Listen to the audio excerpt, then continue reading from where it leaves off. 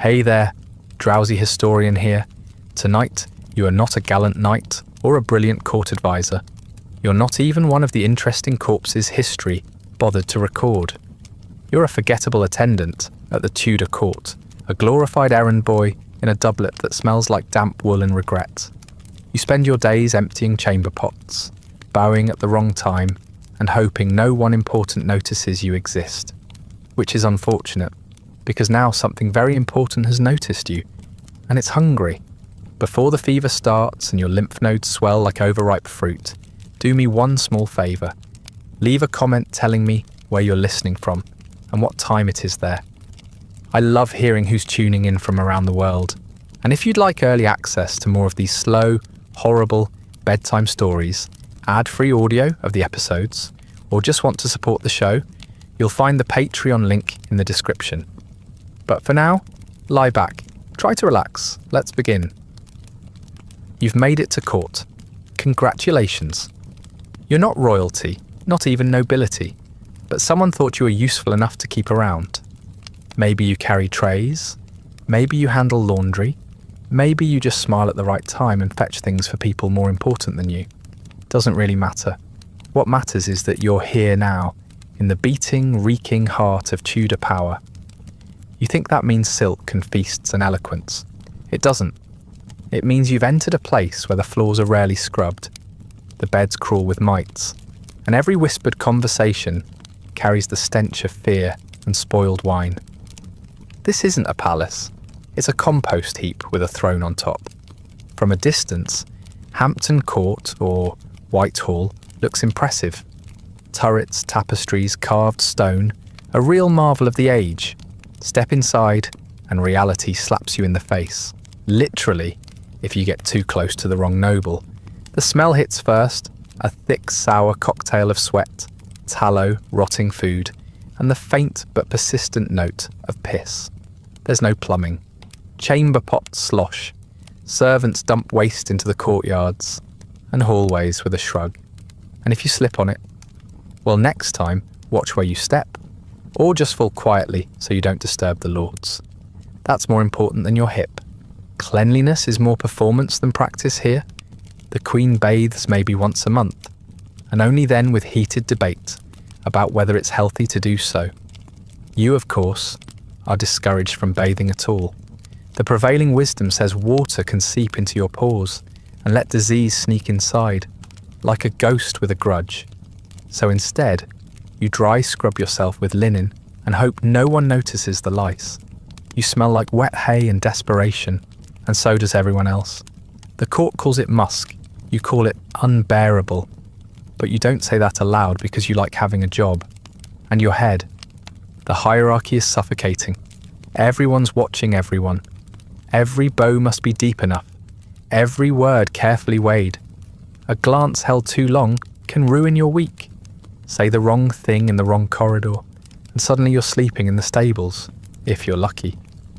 If not, you'll be hauled off and questioned about your intentions. No one trusts anyone. Rumours spread faster than fire, and most of them end with someone mysteriously dying of natural causes. You start every day wondering if it's your turn. Meals should be a comfort, but they're a trap. The nobles feast on meat, beef, swan, peacock, whatever their gout-ridden hearts desire. You, on the other hand, get gruel if you're lucky, mouldy crusts if you're not. The kitchens are a madhouse of smoke and shouting, the meat half-cooked, and the bread sometimes crawling with weevils. You've learned to eat fast and chew carefully, just in case something wriggles. And no, you don't complain, because hungry is better than flogged. The air is heavy, not just with smell, but with tension. Everything feels fragile, like the entire court is held together by a spider's web of ego and resentment. At night, you sleep lightly, if at all, curled on a mattress stuffed with straw, ears straining for footsteps that might mean you've been summoned, or worse, accused. The candles sputter in their holders, casting twisted shadows across the room. Someone's always coughing, someone's always crying, someone's always praying a little too loudly for it to be casual. And then there's the fashion. You thought court life would mean elegance, And yes, the nobles are draped in velvet and gold thread, but underneath it all, their skin festers. Boils, rashes, infected sores, all covered in powder and perfume. You once saw a duke's bandage slip as he bowed. The pus was green. You smiled anyway, because what else are you going to do? Offend him? Please? You'd rather swallow the bile and carry on. You told yourself being here was an honour. You thought you were stepping into history, but all you've really stepped into is a political meat grinder that grins while it chews. The walls are lined with portraits of monarchs and martyrs, and sometimes it's hard to tell which is which. Every hallway echoes with footsteps and fear. Every smile hides a knife. You've traded the mud of the countryside for the polished rot of the capital. And already, deep in your bones, something knows this place will be the end of you. You've only been here a few weeks and already you're used to the sounds of illness. A cough here, a hacking fit there, someone vomiting quietly into a corner behind a tapestry. You don't think much of it. Everyone's always sick. It's the background music of Tudor life. Phlegm, groans, wheezing breath, like some cursed symphony composed entirely of human failure. It doesn't help that half the court believes sickness is caused by miasmas or evil vapours or an imbalance in their bodily humours. You've overheard noblemen earnestly debating whether sneezing too much means you have too much wind in your spleen. No one knows what they're talking about, but they speak with confidence, and that's apparently all that's required here. The palace is a maze of damp stone and wood warped by time. There's no such thing as fresh air. Windows are small and rarely opened. Drafts are feared like demons. So instead of ventilation, you get thick, wet closeness. It clings to your clothes and soaks into your lungs. The walls sweat. Mould blossoms in the corners of every chamber, sometimes forming strange little colonies behind tapestries or under rush mats. You once found something growing on a spoon. You scraped it off and used the spoon anyway. That's the level of dignity you operate with now. You start noticing that the same people are always ill. The steward who oversees linens has a cough that never stops. The woman who prepares the Queen's sweetmeats started walking with a limp 3 days ago and now smells faintly of iron and rot. Someone collapses during morning prayers and is dragged away without ceremony. They're said to be resting. You learn quickly that resting is a euphemism, and most people who rest don't return. But no one discusses it. The court is built on the polite illusion that everything is fine. Pointing out the obvious is considered rude. Bleeding from your gums is apparently just a seasonal affliction. There's no quarantine, no protocols. The sick and the healthy all rub elbows, drink from the same pitchers, handle the same trays. Servants sleep 5 to a room. You eat whatever's handed to you, touched by who knows how many fingers before reaching your mouth. One cook handles both raw meat and baked pastries without so much as wiping his hands. You try not to think about it. The less you think, the easier it is to chew. You've learned that denial is the most important tool in a Tudor servant's emotional survival kit. No one washes their hands unless someone important is watching.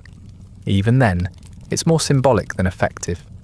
A quick splash with cold water, maybe rubbed with a linen rag that's dirtier than the fingers it was meant to clean. Soap is expensive and rarely used. Water is suspect. Disease, if acknowledged at all, is blamed on the stars or bad luck or foreignness. The French pox, they call it.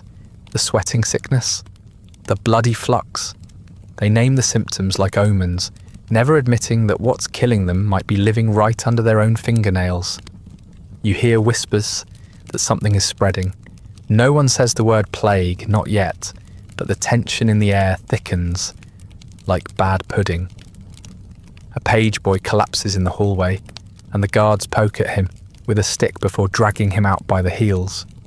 You see streaks on the floor that look suspiciously like blood, though they're wiped up before anyone can ask questions. The Queen's physician starts locking the door to his chambers. The apothecary keeps mixing new tinctures, muttering to himself about unbalanced bile. Everyone's pretending very hard that nothing is happening. It's almost convincing, until someone dies in front of you. You're in the kitchens when it happens. A scullery maid, maybe 15, slumps forward while peeling turnips. No drama, no screaming. She just goes limp, like someone blew out the candle behind her eyes. When they roll her over, her lips are purple and her skin has started to blotch. The cook tells you not to touch her and goes back to chopping onions. You stand there frozen until someone shouts at you to keep working. That's the moment you realise something's wrong. Not because she died, but because no one seems surprised. You lie awake that night, listening to the walls breathe. You hear coughing in the next room. Someone is praying quietly. Someone else is weeping into their blanket. You stare at the ceiling, wondering if your skin feels hot or if you're imagining it. You try to remember if your throat always felt this sore. There's a heaviness in your chest that might be dread, or might be the start of something worse. You pull the blanket tighter and tell yourself it's probably just the cold, or the dust, or your imagination.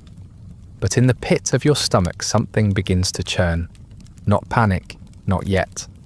Just the quiet, slow realization that something has already gone wrong. And it's not leaving, it's breathing with you. You've yet to actually see a rat scurry across your bed, but you know they're there. You hear them in the walls at night, tiny claws scraping along the timber, little squeaks echoing in the dark. Sometimes, if you leave a crust of bread out, it's gone by morning, and not in the way that means you ate it. They don't announce themselves. They don't need to. This is their palace, not yours. You're just borrowing it, the same way your body is slowly borrowing the illnesses they've been kind enough to carry in. The rats are the real aristocracy here, well-fed, unbothered, and impossible to remove. You think about sleeping in shifts, staying alert, maybe trying to set a trap. But what would you do if you caught one? Eat it. That's not entirely a joke.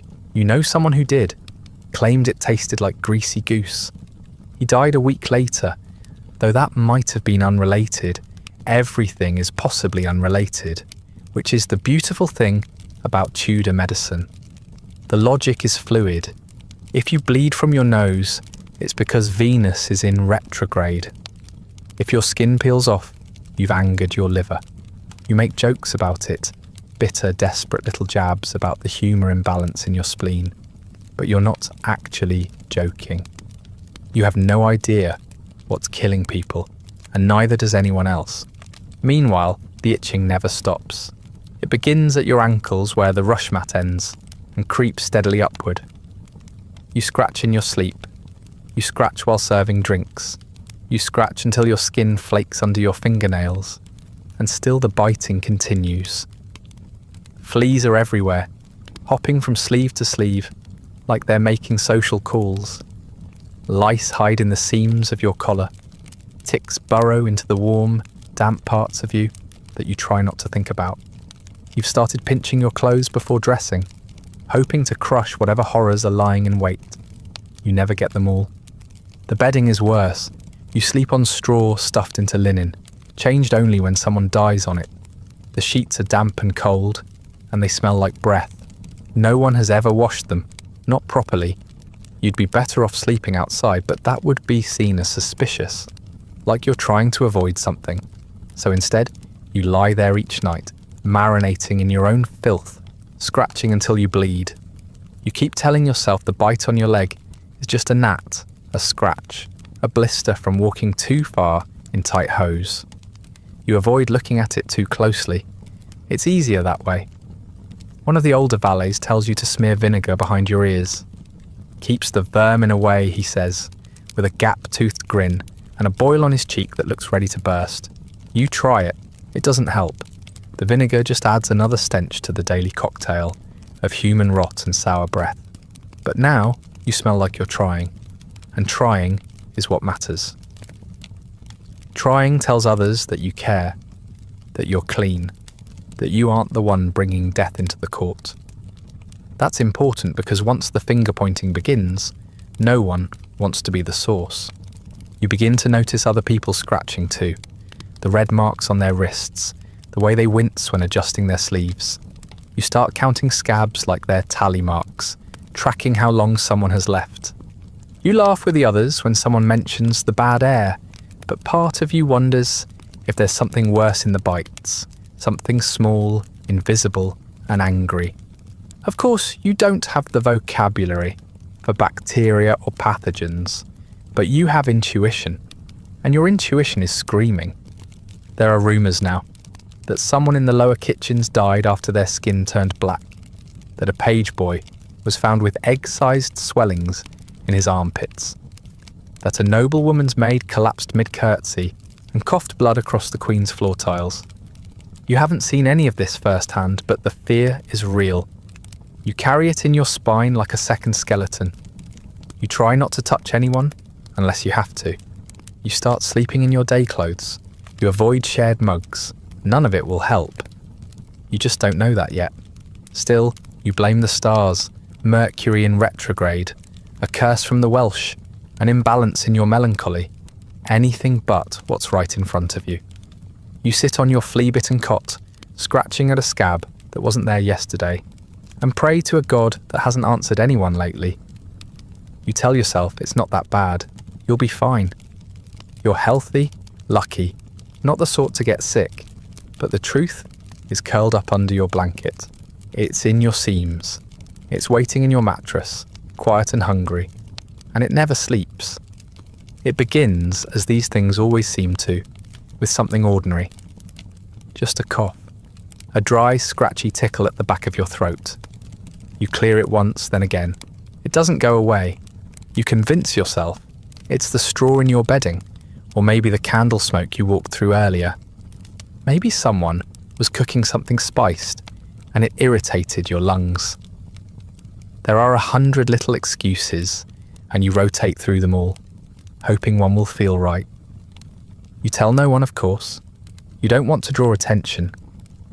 A cough is embarrassing, weak, and weakness is dangerous here.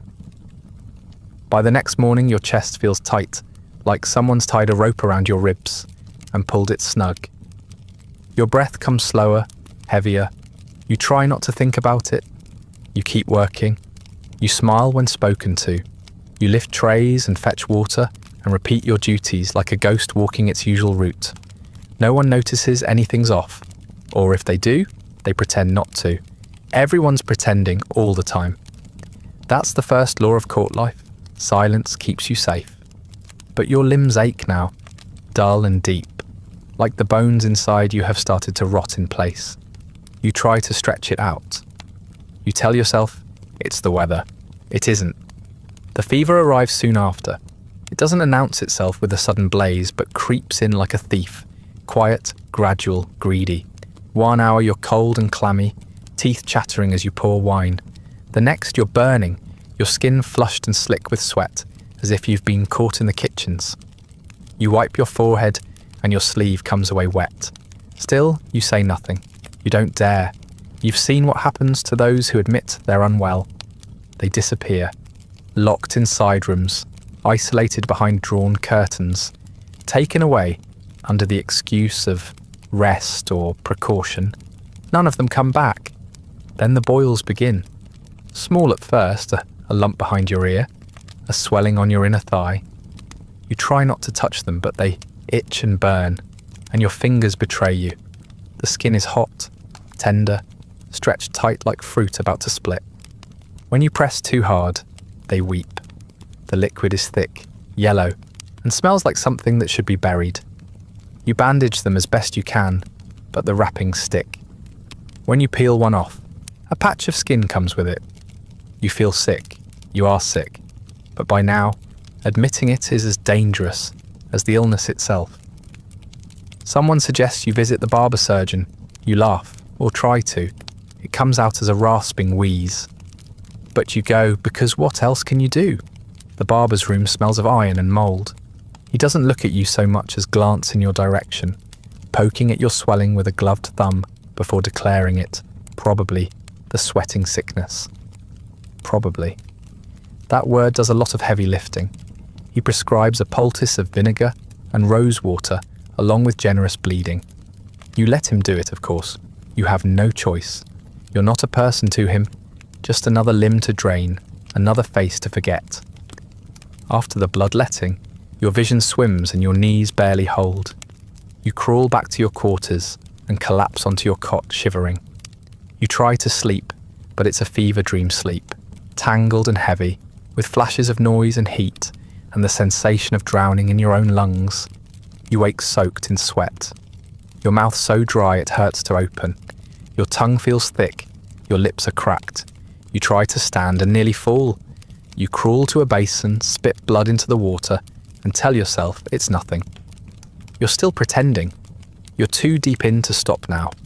More symptoms arrive, each one crueler than the last. Your armpits begin to swell. Not just sore now, but massive tender knots that throb with every movement. You've started bleeding from your nose and gums. Your urine smells like meat left in the sun. Your breath comes shallow and sharp, as if each inhaled is made of splinters. You try to eat, but your stomach turns. The only thing you can keep down is water, and even that fights back. When someone passes you in the hall, they flinch. You know what they're thinking. They're already forgetting your name. By the time you realise this isn't the sweating sickness, it's already too late. This is something worse, something with a name that no one says out loud, but everyone fears. You hear it whispered in the corners. Plague. No one wants to believe it. That word carries weight. It isn't just a disease. It's a sentence, a punishment, a story with one ending. You lie on your side, drenched in fever, listening to your own breathing, like it's the ticking of a clock winding down. You tell yourself you'll get better, but you know you're lying. The plague doesn't knock. It lets itself in, and it's already made itself at home. No one really understands how disease spreads, but that doesn't stop anyone from pretending they do. Every noble, friar, and half-literate barber has an opinion, and none of them agree. The court swings between denial and hysteria with the grace of a drunken noble at a joust. One day, people are coughing blood and collapsing in hallways, and it's treated like an unfortunate coincidence. The next, someone sneezes during a mealtime blessing, and the entire room empties like rats from a burning barn. There's no system. There's no science. Just superstition and desperation, each feeding off the other. Someone declares that quarantine is necessary. That word, of course, does not mean what it means now. It's not organised. It's not safe. It's not helpful. It's a panic response, not a plan. The order comes down from someone vaguely important, probably a noble who's already packed up and left, and suddenly doors are being nailed shut with people still inside. Families, servants, children. No one asks if you're sick. No one checks. If you lived in the wrong corridor or made the mistake of coughing at the wrong moment, you're sealed in. The Red Cross is painted on your door, thick and crude, like a brand. Beneath it, someone scrawls, "Lord have mercy." They don't mean it. It's a formality. You're not officially told you've been quarantined. You figure it out when your usual door won't open. The nail heads gleam in the candlelight, freshly hammered into the frame. You rattle it a few times, as if that might change things, but it holds. You check the others, also barred. There's no ceremony, no explanation. Just the sudden awareness that the outside world has decided you're already dead, and doesn't want to deal with the cleanup. There's no food left, no firewood, no medical supplies. You are contained in the same way a fire is contained by surrounding it with dry timber and then walking away. The room you share is small, meant for storage or overflow staff. It holds 4 people, plus one who died last night and hasn't stopped smelling since.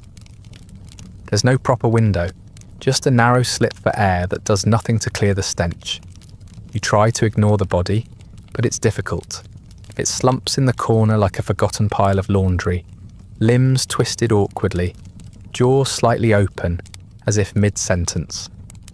No one wants to move it. If you touch the dead, you might join them. But leaving it there feels worse. You take turns looking away, as if taking breaks from guilt. The others are in various states of denial. One insists she's just tired. Another claims it's not plague, it's a chill in the blood. You say nothing. You're past hoping. Your body aches in strange places. Your skin burns and sweats and cools again in waves. You feel like you're rotting from the inside out. Your thoughts sticking together like damp parchment. You can't tell if you're delirious or just exhausted. Sometimes you dream of being outside, breathing clean air. Sometimes you dream of coughing up your lungs. Waking up is worse than either. No physician comes, no priest visits. The doors are nailed shut, and that is the extent of your care. Occasionally, someone slides a small loaf of bread through a broken panel in the door. Once there's a mug of watered ale. They do not speak. They do not look at you. You're not a person anymore. You're a source of danger, a reminder of everything fragile about this carefully staged kingdom. If the court acknowledges your suffering, it would have to acknowledge its own mortality. And that's unacceptable. Time blurs. You don't know how many days pass. You sleep when you can, drift when you can't. The fever comes in waves, but now you're too weak to fear it. You've stopped tending the boils. They've split on their own. Your sheets are stained. Your skin peels. The others cough, wheeze, beg for water. One of them dies in the night. You don't know which one until morning. You consider checking for a pulse, but then again, what's the point? You can hear the flies buzzing before you even roll over. Eventually, the door creaks. Not open, just a shift. Someone's checking. Maybe they'll let you out. Maybe they're just seeing if everyone inside is dead yet. You crawl toward the sound, dragging yourself across the sticky floor, and whisper something that was supposed to be help. It comes out as a rasp, thin and hollow. The eye on the other side of the slit doesn't blink. Then the door creaks closed again. Nails hammer down. They don't want survivors. Survivors ask questions. Survivors cost resources. It's easier if you just die quietly. And so you wait. You share your air with corpses, your thoughts with silence. This is quarantine, Tudor style, not for healing, not for safety, but for containment in the most cowardly sense. You're not being protected. You're being buried in slow motion. Eventually, someone remembers that you're sick and not entirely dead, which means you're now eligible for treatment. Treatments, of course, being a generous word for whatever combination of folklore and guesswork the local apothecary has decided to inflict on you this week. He arrives smelling of sour herbs and crushed hope. A man so confident in his own nonsense that you start to believe he might accidentally help you. Just by sheer force of conviction. He doesn't examine you. He just glances at your swollen lymph nodes, your blistered lips, and your sweat-stained bedding before nodding like he's seen this 1,000 times before. Maybe he has, but based on the results, it hasn't helped. He gives you a small pouch of something he calls essence of dried toad. You ask what it does, and he launches into a long wheezing explanation about how toad carries earthy vapours that draw sickness downward, away from the heart. You don't understand what that means, neither does he, but he tells you to sprinkle it into hot water, inhale the steam, and rub the leftovers into your chest. The powder smells like mildew and old socks. You do it anyway. You have nothing left to lose but bodily fluids. The next day, your boils are worse, your throat is raw, and your breath rattles like broken glass. You tell the apothecary, it's not working. He nods sagely and says, it means the sickness is beginning to resist, which apparently is a good thing. He offers powdered unicorn horn as a follow-up, which you know is actually ground up stag antler, but calling it unicorn makes it more expensive. You're not even offended. At this point, the lie is comforting. You stir it into a barley drink and try to keep it down. You don't. It comes up minutes later, along with most of what was left in your stomach. The apothecary says that's proof it's working. Everything's a good sign as long as you don't die right in front of him. When those fail, the real fun begins. Purging. They give you things to eat that aren't really food. Bitter roots, raw onions soaked in vinegar, crushed garlic mixed with spoiled milk. The theory is that the body is full of toxins and humours, and the only way to fight disease is to eject as much filth from every orifice as possible. You vomit, you sweat, you weep uncontrollably at one point, though it's unclear if that's from the herbs or just emotional collapse. Your chamber pot becomes your closest companion. Every time you think you've reached the end of your body's contents, your stomach surprises you. The purge never ends, only your strength does. The barber surgeon returns to take his share of your blood. He doesn't ask how you're feeling. He just brings the same rusty blade he uses for everyone else, swipes it across your arm, and lets the blood drip into a bowl that smells like pennies and mould. He assures you the colour means you have an excess of black bile. You'd argue, but you're too dizzy to form complete sentences. Afterward, they give you wine and bread to restore your balance. You can't taste the wine. The bread crumbles like ash on your tongue. Other specialists come and go. A man in a bird mask waves a ball of burning rosemary in your face while chanting something in Latin that sounds more like a legal complaint than a prayer. A friar insists you swallow a relic, a shard of wood said to be from the true cross, though it looks suspiciously like firewood. One of the Queen's mystics offers a pouch of blessed salt and tells you to hang it over your bed while reciting the Lord's Prayer backward. At this point, you're willing to try anything. You chew the wood, you wear the salt, you chant in whispers until your throat bleeds. Nothing changes. You're surrounded by certainty. Everyone is so confident that their method will work, that their concoction will heal you, that their superstition will succeed where others failed. But none of them stay long. None of them linger.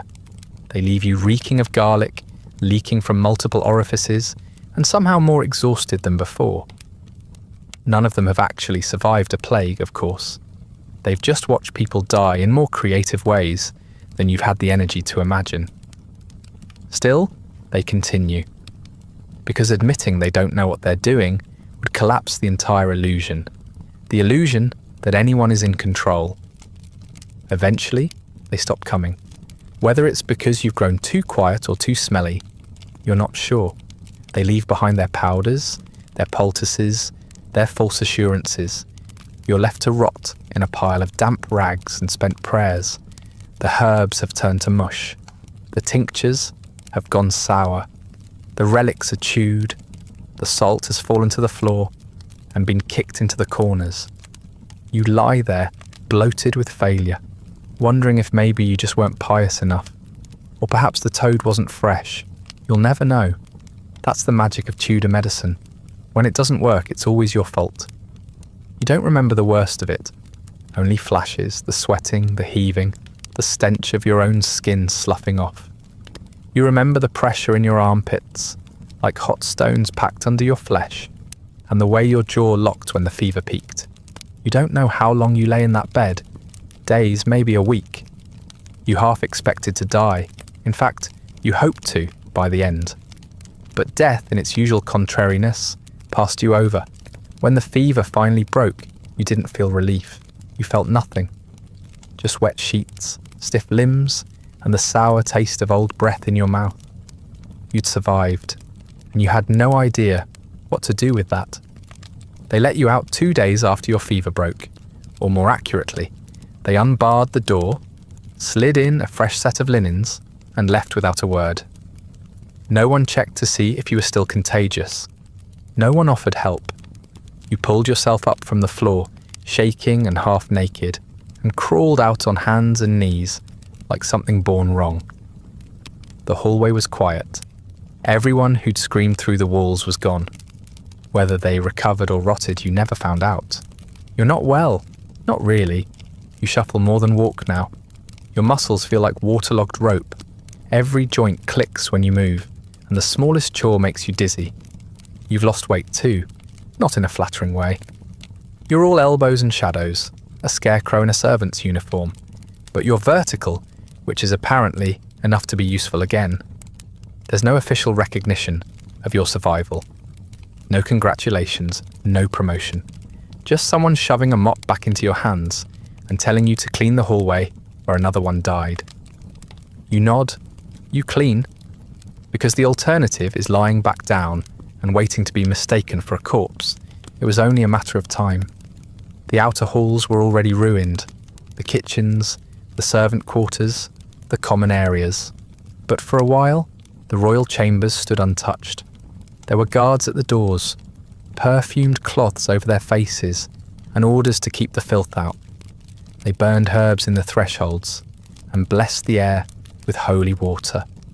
The nobles stayed cloistered, convinced that status alone was a barrier to disease, as though plague cared about lineage, as though boils checked birth records. It was almost funny, in a cruel, inevitable way, watching them pretend their titles made them immune. The first breach came quietly.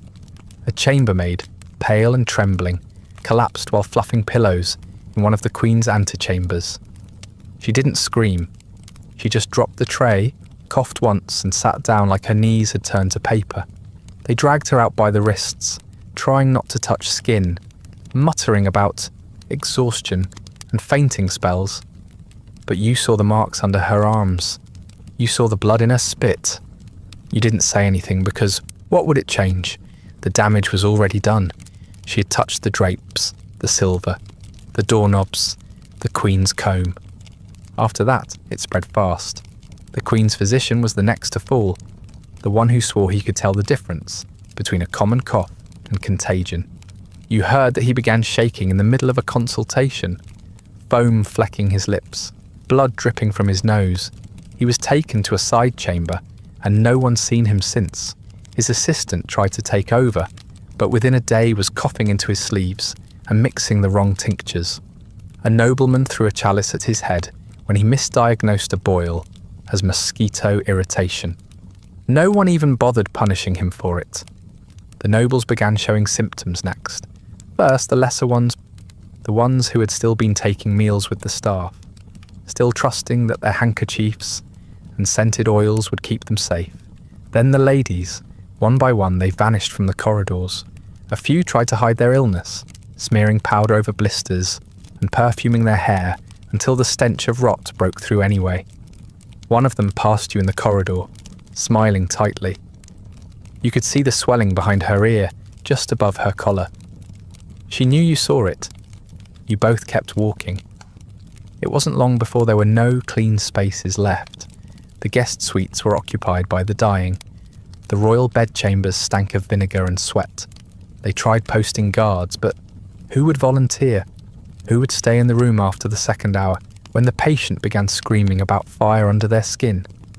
You passed a chamber, where 3 servants stood outside the door, listening as someone inside begged for a priest. No one went in. Eventually, the voice stopped. You were assigned to latrine duty, an ironic kind of punishment, if there were anyone left to enjoy the joke. You spent your hours wiping down royal chamber pots, with rags that were already grey with use, emptying them into buckets that sloshed when you walked. You told yourself it was honest work. At least it gave you something to do.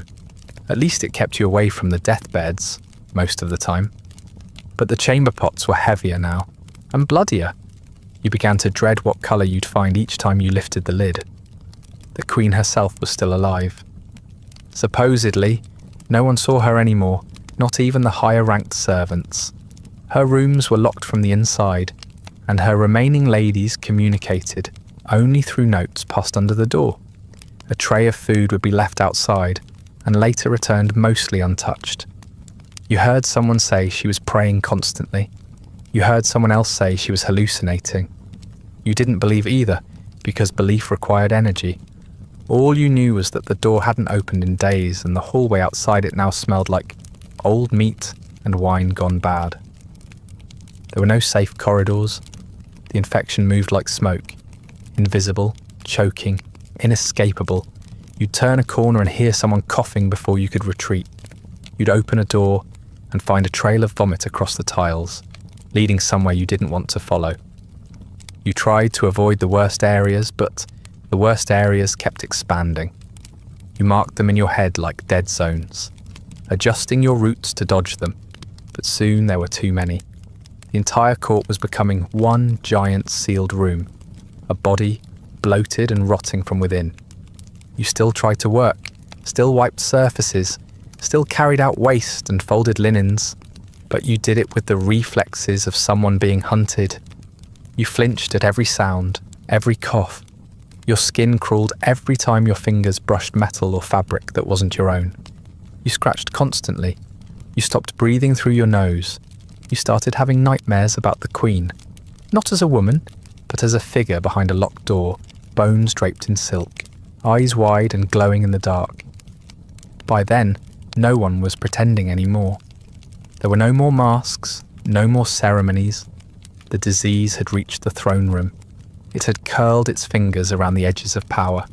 And you were still here, wiping chamber pots with shaking hands, praying your skin wouldn't split next. It starts with whispers, not about illness this time, but escape. After weeks of pretending their bloodlines could repel disease, the nobles are finally packing up and leaving. Not all at once, of course. That would require coordination, and coordination died around the same time the Queen's physician started foaming at the mouth. But one by one, they disappear. A carriage rolls out at dusk. A chamber is found stripped of linens by dawn. Silverware vanishes. Footsteps echo in corridors that used to be crowded with perfume and politics. There's no announcement, just absence. You'd think they'd go quietly, ashamed to abandon the court they once ruled. They don't. They go with urgency. Yes, with fear clenching their jaws and sweat on their palms. But not shame. They still think they deserve better than this. That their manors and countryside villas will shield them where the palace could not. You overhear one lady whisper that she'd rather die in her orchard than among the common filth. You resist the urge to ask if she means the disease or the people who emptied her chamber pot for the last 6 years. The Queen's inner circle is gone now, dead, fled, or locked away somewhere too deep to matter.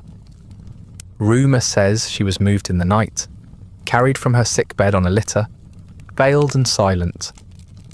Others say she died 3 days ago, and they're keeping it secret to prevent a stampede. It doesn't really matter. Either way, the throne is empty. Power has retreated into the hills, and you, naturally, are still here.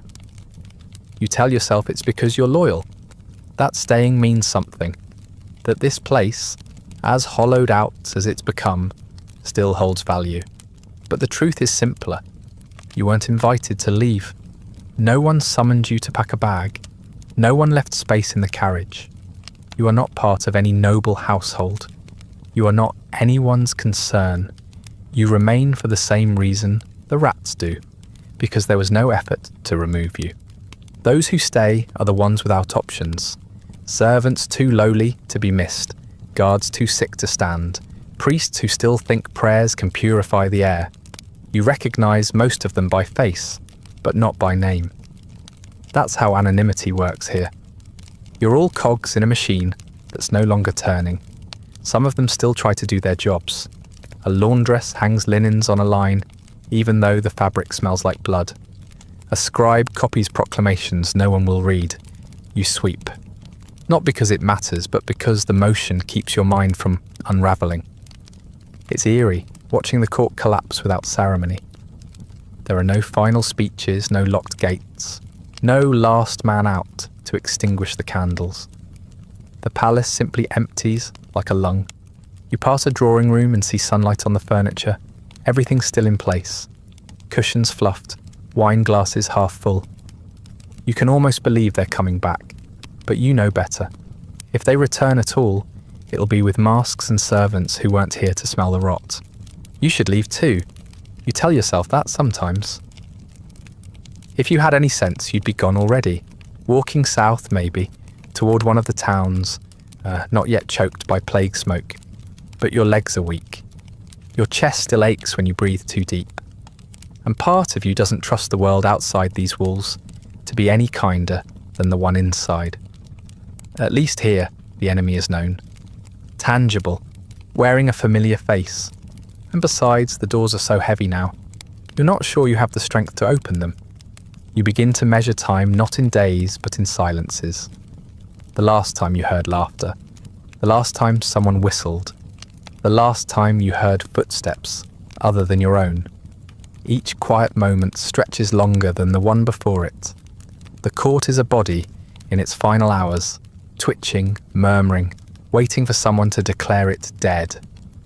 You've started to think that you're not in a palace anymore. You're in a mausoleum that forgot to finish dying, and yet you still move, still carry, still sweep. It's not duty anymore, it's momentum. You survived the sickness. You survived the screaming, the dying, the smell of velvet gowns soaked in bile. You stayed. And what has that loyalty earned you? Silence. Solitude. A front row seat to the end of everything you once believed was untouchable. No one's coming back. No one's writing your name in the history books. You are the leftover, the afterthought, the living proof that even the grandest courts rot from the inside out. And still you sweep, as if clearing dust could bring the world back. It doesn't happen all at once, the hunger. At first, it's just smaller portions. A bowl that's only half full, a tray that comes back mostly empty. You assume the cook is ill, or lazy, or simply stretched too thin. There's no official announcement. No one bothers to tell the servants what's going on. You just start noticing that the bread is harder than usual. The stew is thinner. The porridge has a film on top that doesn't stir away. You keep eating it anyway, because that's what's there. And because you remember what it felt like to be too sick to swallow, and you'd rather not return to that particular corner of misery just yet. Then the trays stop altogether. No one brings the midday meal. You wait, stomach twisting itself into knots, until someone finally checks the kitchens. They're empty. Not just of people, but of life. The hearth is cold, the pots are crusted over. There's a single shoe abandoned near the doorway, like someone meant to come back for it and didn't. A half-carved joint of meat has started to sweat on the butcher's block, flies blooming across the surface like rot in motion. You stare at it, momentarily tempted, until the smell catches you full in the face. Whatever it once was, it isn't food anymore. The next morning you try to take matters into your own hands. You and two others, a boy with a limp and a girl who used to polish pewter, go down to the storerooms. You expect to find supplies, barrels of grain, sacks of onions, wheels of cheese coated in wax. Instead, you find mould. Everything damp has turned to sludge. The flour has gone sour, and the potatoes have gone soft and sprouted grotesque white fingers that seem to reach toward you. A sack of apples collapses under your hand, a wet, slumping mess that smells like sweet wine and stomach acid. You take what you can, which isn't much. A stale heel of bread, a shriveled carrot. You don't talk while you work. There's nothing to say. Water is worse. The pumps haven't worked properly in days. What you manage to draw is cloudy, with a greasy sheen that never settles. You boil it when you can, though firewood is nearly gone. Most nights, you drink it as is, choking it down between clenched teeth and telling yourself that at least it's wet. You've taken to calling it black water. It's a joke, but only just. A few people have started vomiting after drinking it. Others stopped drinking entirely. You're not sure which is more dangerous. Soon enough, the weakest begin to fade. A girl collapses while carrying linens and doesn't get up. An older man, one of the stewards, simply lies down in a storage room and doesn't come out. They aren't buried. There's no time. Their bodies stay where they fell, unless someone trips over them. And even then there's a moment of hesitation, not out of fear but calculation. Could anything they were carrying still be useful? You start taking food from the dead. It begins small, a crust in someone's pocket. A half-eaten roll on a tray dropped beside a body. Then you begin actively searching. You pry open bags. You check cupboards in rooms that smell like decay. One night, you find a nearly full jar of honey under someone's cot. You don't think about how they got it or why they didn't eat it. You just dip your fingers in and devour it like an animal. You don't tell anyone. The next day, the jar is gone, and you pretend it never existed. No one notices what you're doing. They're too busy with their own unravelling. The few people still moving speak only when necessary. Eye contact is rare. You hear more coughing than conversation. Someone's been muttering a prayer in the hallway for the last 3 days. The same one, over and over, voice cracked and slurred with thirst. You're not sure if they know they're saying it anymore. You're not even sure they're alive. You haven't gone to check. You begin to ration your hoard. A bite of bread in the morning, a swallow of water at dusk. You dream of apples, of roast meat and dripping fat and soft cheese on warm bread. In your dreams, you eat until your stomach bursts. You wake up to the taste of mildew and bile. You lick condensation from the window glass. You chew on the inside of your cheek when the hunger gets too loud. You've started counting the seconds between hunger pangs like it's a game. You always lose. By the end of the week, you've stopped expecting meals. You've stopped hoping for help. The pantry is a mausoleum. The kitchen is a tomb. You no longer think of food as a right, just a memory, a luxury for the living. You keep moving, keep scavenging, because hunger is stronger than fear now. Hunger is the only thing left that reminds you you're still human. And you're not even sure you want to be. The dead are everywhere now. At first they were carefully removed, wrapped in linen, carried out by gloved hands, buried at night under whispered prayers. That didn't last. There are too many now, and not enough hands to carry them. No one volunteers, no one offers. The strong are too sick, and the sick are too afraid. So the bodies stay where they fall, in hallways, in storerooms, curled up beneath stairwells. Some are propped against walls like discarded furniture. Others are hidden behind doors that no one opens anymore. You don't go looking for them, but you find them anyway. You can't walk 5 steps without the smell reminding you who was here before you. The linen runs out quickly. Shrouds give way to tablecloths, to bed sheets, to nothing at all. You stop covering the faces after a while. It doesn't make a difference. The eyes still stare, cloudy and sunken, like they're waiting for someone to apologize. The mouths hang open, in stiff final expressions, surprise, pain, disbelief. They gape at you from corners and corridors, silent accusations, in every wrinkle of dead skin. You try not to meet their gaze, but you do. Of course you do. Some of them you knew. There's a maid slumped by the main staircase. You remember her laugh. Too loud for court, but honest. You'd spoken once, maybe twice. She told you she liked your hands. Now one of hers is frozen mid-reach, stretched toward the banister, like she almost caught herself before the end came. There's a steward face down in the chapel, the one who once lent you a spoon when yours went missing. You almost don't recognise him. His skin has turned the colour of rotting figs and something black leaks from his nose. You want to say something. Thank you, maybe, but your throat closes instead, and you walk away. Outside, they've dug pits. At least that's the rumour. Mass graves somewhere beyond the walls, in the fields where no one wants to go anymore. But getting bodies there is easier said than done. The carts are full. The men who drove them are dead or gone. The pits themselves, they say, have started to fill. Not just with corpses, but with animals, rainwater, rot. The graveyard is a swamp now, churned mud and bone. And still the bodies keep coming. Some start to swell and split before they ever leave the palace. The flies are a constant now, buzzing in your ears, crawling across your face when you sleep. They come in through the cracks, the broken panes, the doors that no one closes anymore. They gather in clusters, thick and black, feeding on the eyes and mouths of the dead. You wave them away at first, then you stop. They always come back. You've learned to let them have what they want. There's enough to go around. The living have started to ignore the dead entirely. You step over bodies the way you once stepped around nobles, carefully, quietly, and with your eyes on the floor.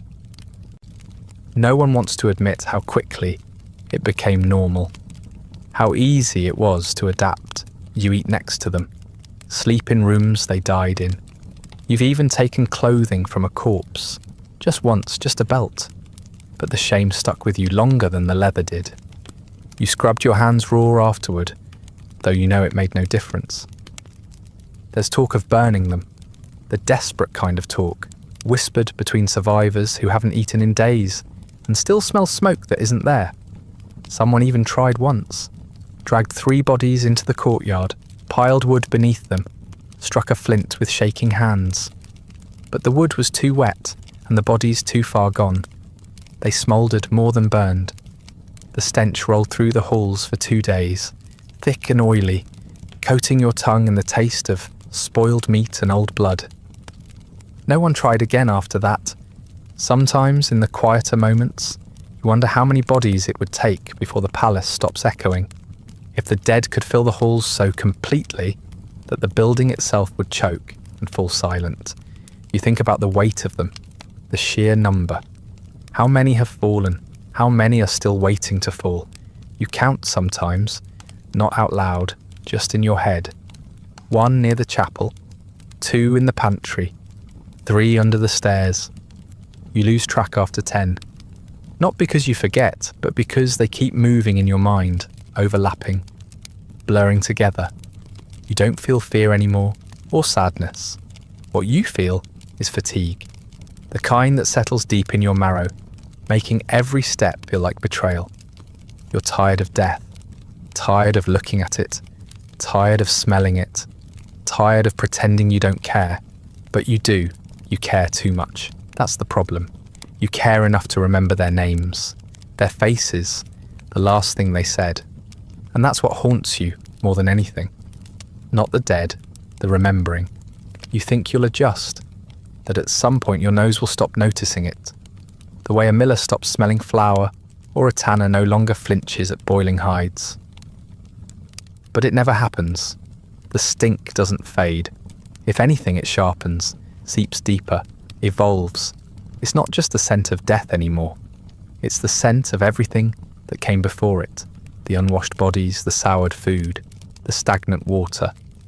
The rot isn't just around you now. It's on you. It's in you. No matter where you go, you bring it with you like a second skin. You try to clean yourself. Once, you find a cracked basin and pour water into it, the kind that's more murk than liquid. You scrub your arms until they sting. You scrape your nails against your scalp. You shake out your clothes and hang them near a candle, as if the smoke might do something. But when you lie back down, it's still there. The clinging, cloying scent of filth that's been cooked into the fabric of your existence. It's in your mouth when you breathe. It coats the back of your throat like spoiled milk. You wake gagging more often than not. Other people notice it too, though no one says anything anymore. There's a collective agreement not to acknowledge the stench, as if ignoring it gives you power over it. But the way people flinch when you enter a room, or cover their mouths with a sleeve, or tilt their heads slightly away as you pass, it tells you the truth. You reek. Not just of sweat or fear or mildew, but of something deeper. You smell like disease, like rot given form, like someone who's been too close to too many dead things for too long. Candles don't help. You've tried. You burned rosemary, cloves, lavender, anything you could scavenge. At one point, you crushed dried flowers into your pockets, hoping the scent might cling. All it did was blend with the rest into a nauseating cocktail. Floral decay layered over meat gone bad. Perfume, when you can find it, stings your skin and makes your nose bleed. The court ladies used to dab it behind their ears, on their wrists, at the base of their throats. Now there's no one left to impress and nothing left to hide behind. The scented oils sit untouched, gathering dust. You stop trying after a while. You just accept it. The palace smells like a battlefield no one fought on, like a slaughterhouse after a flood. Every hallway has its own signature stench. Damp stone, old blood, human waste, candle wax, spoiled food.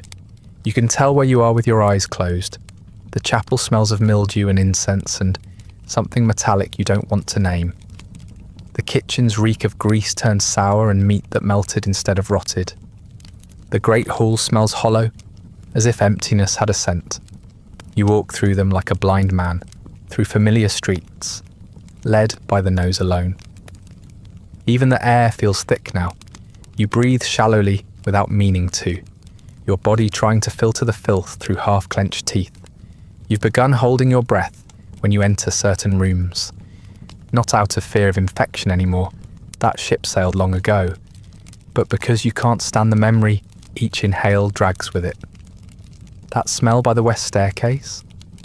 That was where the washerwoman died. The warm, almost sweet rot in the laundry room? That's where the last of the linens gave up, and so did the boy who folded them. The scent is a map now.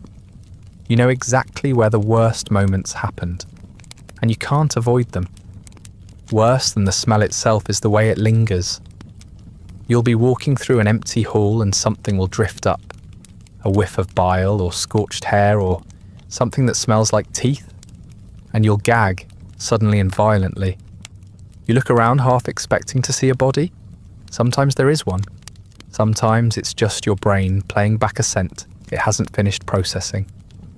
The plague has long fingers. It doesn't need a corpse to reach you anymore. Just a crack in the floorboards. A stain on the wall. A draft that brings the past forward, like a whisper. And it follows you into sleep. You dream of open pits and blackened mouths, of trying to wash your hands only to find them smeared with something that won't come off. You wake up gagging, mouthful of the same phantom taste. You've started sleeping sitting up, back to the wall, a cloth pressed to your nose. It doesn't help. The cloth smells worse. Everything does. You've forgotten what clean smells like, what fresh air feels like.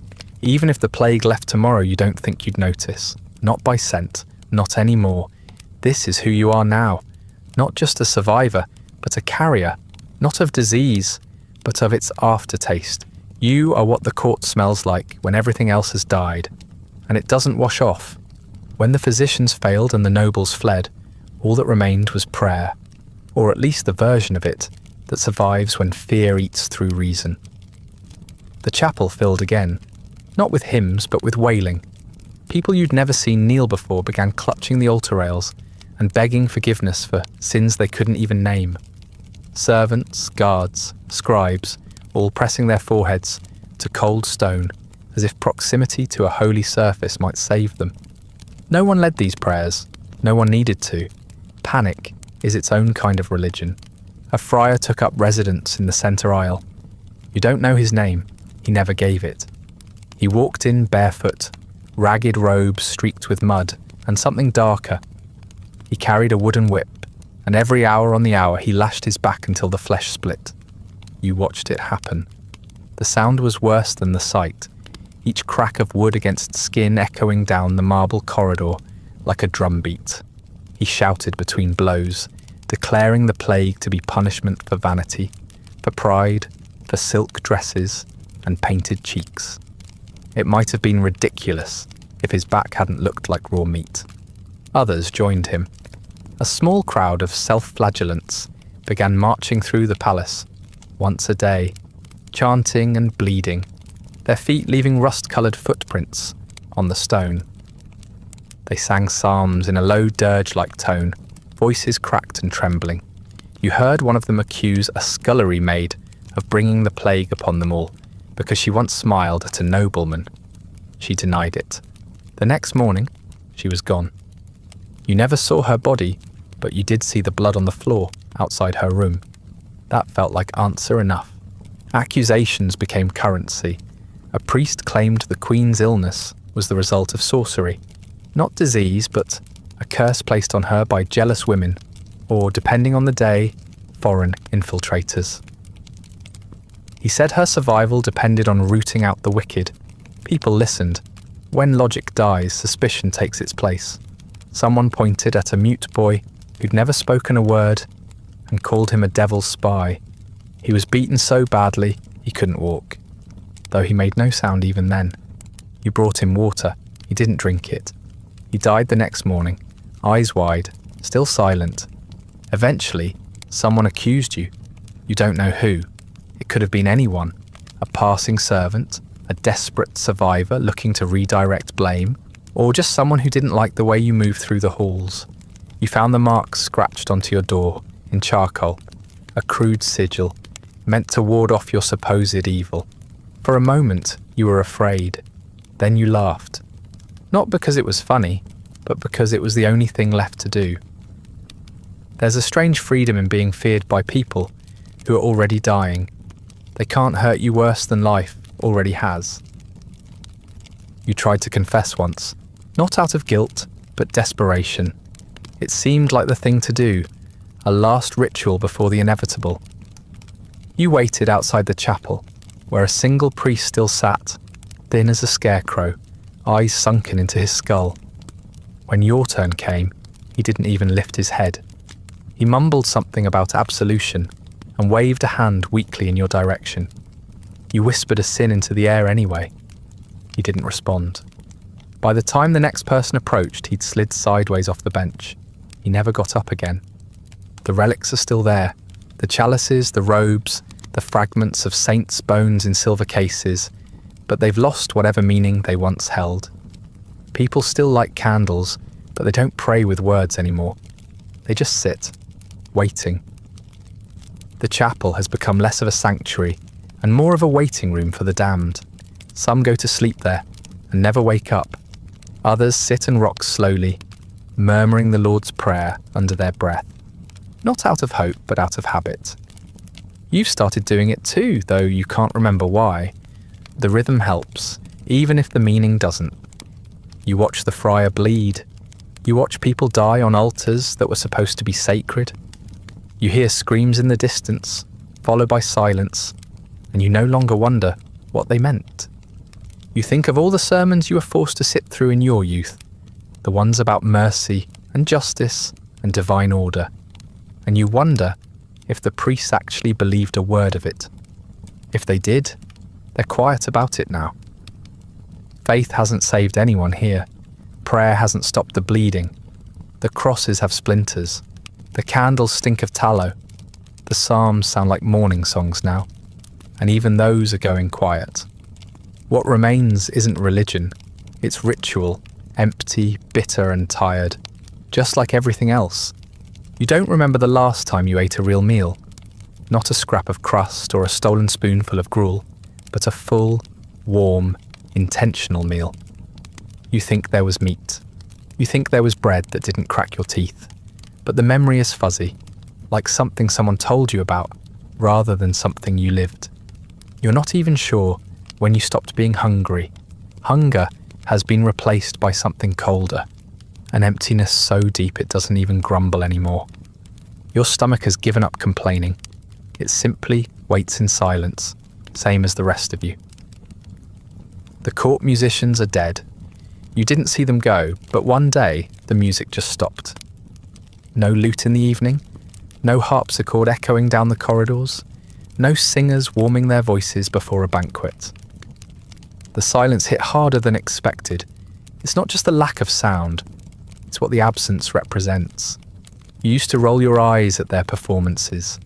Now you'd give anything to hear someone butcher a madrigal again. Anything to remember what it felt like to be annoyed instead of numb. But there's no one left to play, and no one left to listen. The halls are so quiet now that even your own footsteps sound rude. You walk softer without meaning to. You breathe through your mouth. You flinch at your own cough. Doors are left ajar, rooms half cleaned, chairs knocked over and never righted again. Dust gathers undisturbed. Drapes hang motionless in windows that haven't been opened in weeks.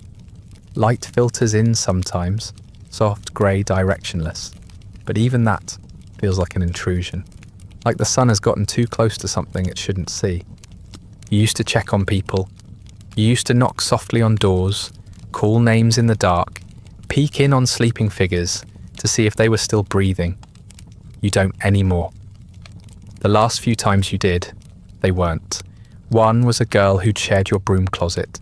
She had freckles and used to hum while folding linens. When you found her, her eyes were open, staring at the ceiling like she'd seen something terrible, just before the end. You closed the door and haven't opened it since. Another was a boy who'd helped you carry water once. He'd died curled up like a child, clutching a cloth bundle that might have been food, or a pet, or nothing at all. You didn't check. You didn't want to know. You stop asking questions. You stop counting the dead. You stop wondering when it will end, because the asking doesn't lead anywhere useful. Time slips sideways. You forget what day it is, whether it's morning or evening, whether it matters.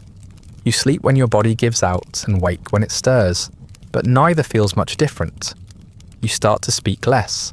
The few words you do say are soft, simple, automatic. Careful. There. Don't. You forget the sound of your own voice when it's not whispering. There's a freedom in this kind of surrender, a terrible, quiet relief. You no longer worry about survival in the active sense. No plans, no strategies. You're not trying to find food or avoid sickness. You've already done both, and neither rewarded you. Now you just exist. You do what needs doing. You move because stillness is worse. You breathe because your body hasn't yet figured out how to stop. You are, in the purest sense, a placeholder. Something that continues because it hasn't yet been instructed to quit. The hope you once carried, thin, ragged but stubborn, has unravelled entirely. It didn't break all at once. It wore down slowly, thread by thread, until you stopped noticing it was even there. You can't remember the last time you told yourself things might improve. You can't remember the last time you believed something. Now, the closest you get to hope is inertia. That dull forward motion, that low hum that says, keep going. Not because there's a reason to, but because the alternative is harder. You avoid the mirrors. Most are covered now anyway, but when you catch your reflection in a window, it startles you. Your skin is pale, your eyes sunken, your body hunched like something half evolved. You look like a ghost who hasn't realised they're dead. You've started to forget your face, the way you used to stand, the sound of your own laughter. You don't mourn the loss, it feels distant, like remembering someone you once knew who drifted away without saying goodbye. You wonder sometimes how long it will last, how long before the walls crumble, before the roof caves in, before the rats grow bold enough to claim the rooms, outright.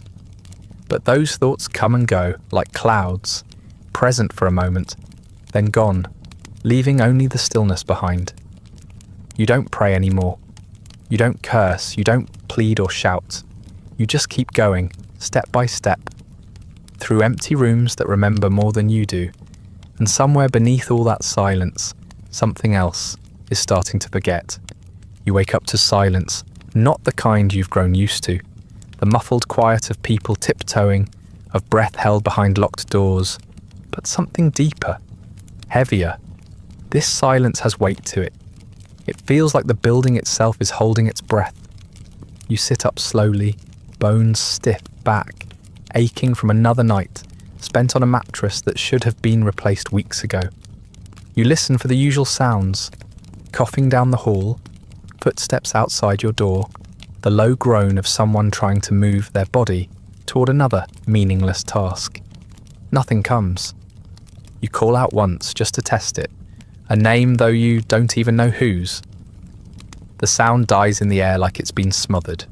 You wait a while longer, still nothing, no movement, no voices, no doors creaking or cloth rustling. Even the rats seem to have quieted. You pull yourself upright and step into the hallway, half expecting someone to pass by on some forgotten errand.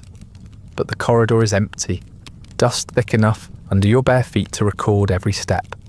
A candle has melted into a puddle on the floor, long cold. A bowl of water sits where someone left it, rippling faintly, disturbed only by your breath. You start to walk, slowly at first, testing each doorway. Every room is the same, beds unmade, chairs askew, bowls and linens left behind, as if their owners had simply wandered off and forgotten to come back. In one chamber, the sheets are stained, and a single slipper lies in the corner. In another, a book lies open, half read, its pages curling. You don't see any bodies. That would almost be comforting. At least that would confirm an ending. What you see instead is absence. Rooms that feel recently emptied but not touched. It's like everyone evaporated. You keep walking. You check the kitchen's cold, the chapel, empty, the laundry room, silent except for the slow drip of water from a leak you can't find. You begin to speed up, heart thudding, though you don't know what you're hoping for. Someone, anyone, a shadow passing at the edge of your vision, a voice calling your name, but the halls remain still. The windows are grey with dust. The sconces are burned out. You stop calling out, not because you've accepted it, but because your throat has gone dry from trying. Eventually, you find yourself in the great hall. You don't remember walking there. The doors are half open, and the air inside is thick with the stale memory of once important meals. You step inside and feel smaller than ever before. The room swallows you. The long table, the high ceiling, the echo of your own footsteps. All of it feels like it's pressing down on you from all sides. You walk to the centre of the room and stop. The silence follows you in. You are completely, undeniably alone. The portraits on the walls are still watching. Monarchs with hard eyes and tighter mouths, painted in oil and ego. You used to glance at them during banquets, marvelling at how they seemed to loom over everything, eternal and unbothered. Now they seem like ghosts, not watching exactly, but waiting. You wonder if they're proud, if this was always the ending they imagined, a palace stripped of life, a throne presiding over nothing, a single servant standing in the ruin of their legacy. You think maybe it is. They outlasted their subjects. That's the only kind of immortality power ever promises. You sit on the floor, not because you're tired, though you are, always, but because standing suddenly feels wrong. Too formal, too hopeful. You lean back against a pillar and stare up at the chandelier, still draped with cobwebs from when the first cleaners stopped showing up. You wonder how long it will take before the roof caves in. Whether the world outside even remembers this place exists. Whether any of this mattered to begin with. And then, without warning, you start to cry. Not from sadness, not even from grief. It's something more mechanical than that, a reaction, like a cough or a cramp. Your body forgets what else to do and chooses tears because tears are movement, because something inside you had to go somewhere. You cover your face with your hands, but no one is there to see. You cry until your chest aches, until the tears run dry, until you're just breathing again, quietly, in a room too large for one person to occupy. This is the moment you know it's over. Not because of a declaration, or a door slamming shut, or a final breath drawn by someone more important than you, but because you've searched and found nothing, because the hall is empty and you're still here, because your name will never be recorded, and yet you're the last one left to remember anyone else's, and there's no one left to remember you. That brings us to the end of tonight's story. Not a triumph, not a tragedy, just the last quiet breath of a world that forgot to bring you with it. If you're still awake, thank you for wandering through the silence with me. History isn't just battles and crowns. It's the rooms that emptied without notice, the lives that ended without record, and the people who were left to sweep the floor when everyone else was gone. If you'd like early access to future stories, ad-free audio of the episodes, or just want to support the show, you'll find a Patreon link in the description. You can also like, subscribe, or leave a comment if there's a forgotten corner of the past you'd like to see covered next. Sleep well.